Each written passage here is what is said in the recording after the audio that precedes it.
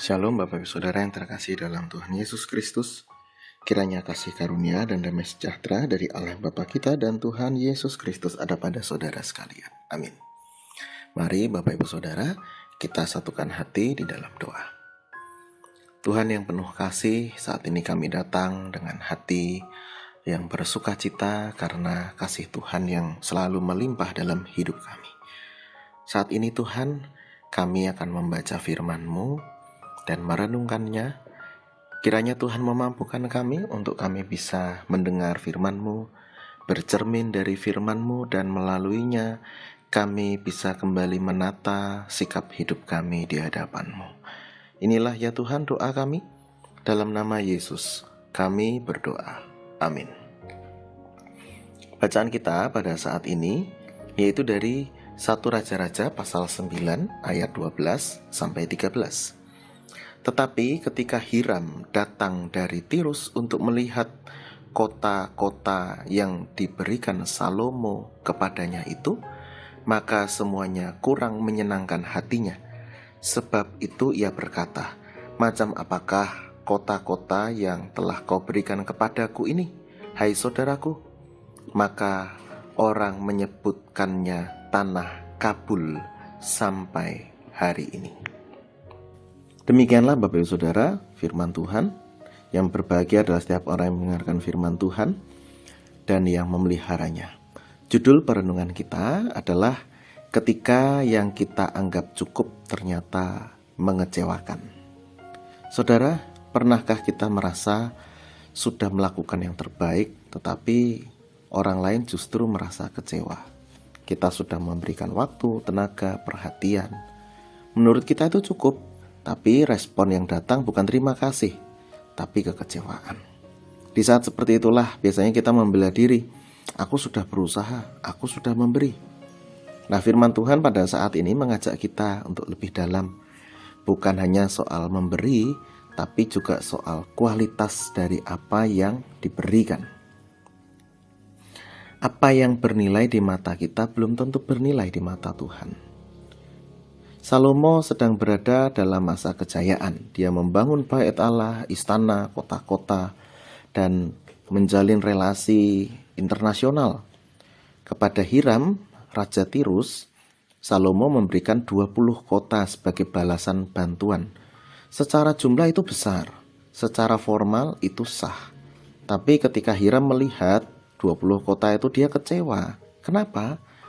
Kota-kota itu kemudian disebut tanah Kabul ya, tanah yang dianggap tidak bernilai. Nah, Alkitab tidak mencatat Salomo berbuat dosa besar di sini. Namun justru disitulah pesannya menjadi halus dan dalam. Tidak semua yang sah secara lahiriah berkenan secara batiniah. Dan tidak semua yang besar secara jumlah bermutu secara nilai.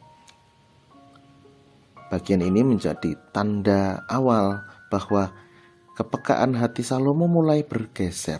Dia memberi, tapi mungkin tidak lagi dengan perhatian, bukan dengan kejujuran, dan tidak dengan integritas seperti yang sebelumnya. Ibu bapak saudari-saudara, hidup manusia kurang lebih juga seperti itu. Memberi perhatian yang seadanya dalam relasi. Menjalani tanggung jawab sekedar untuk kewajiban. Melayani dengan rutinitas, bukan lagi dengan hati. Kita berkata yang penting sudah. Padahal Tuhan tidak hanya melihat apakah kita memberi, tapi juga bagaimana dan dengan hati kita memberi. Maka pada saat ini Alkitab mengajak kita, firman Tuhan ini mengajak kita untuk kita jujur pada diri sendiri.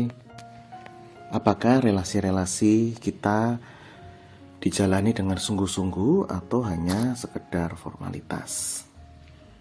Apakah tanggung jawab yang kita kerjakan itu kita kerjakan dengan integritas atau hanya supaya segera cepat dan terlihat selesai? Apakah persembahan hidup kita kepada Tuhan masih utuh Atau seperti tanah tadi, tanah Kabul. Firman Tuhan mengajak kita untuk memperbaiki kualitas, bukan sekadar menambah kuantitas. Merawat dengan ketulusan, bukan hanya memenuhi kewajiban. Salomo tidak jatuh dalam satu malam. Kemunduran rohani seringkali dimulai bukan dari dosa yang besar, tapi dari ketidakpekaan kecil yang dibiarkan.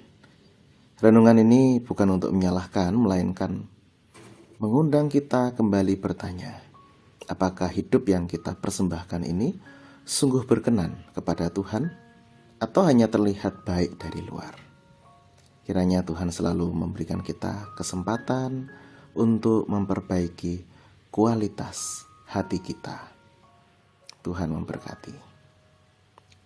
Kita berdoa.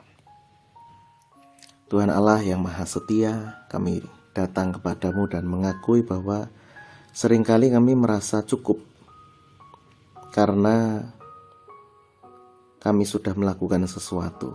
Ampunilah kami ya Tuhan, karena kami memberi tanpa ketulusan, melayani tanpa kasih, dan hidup tanpa kepekaan.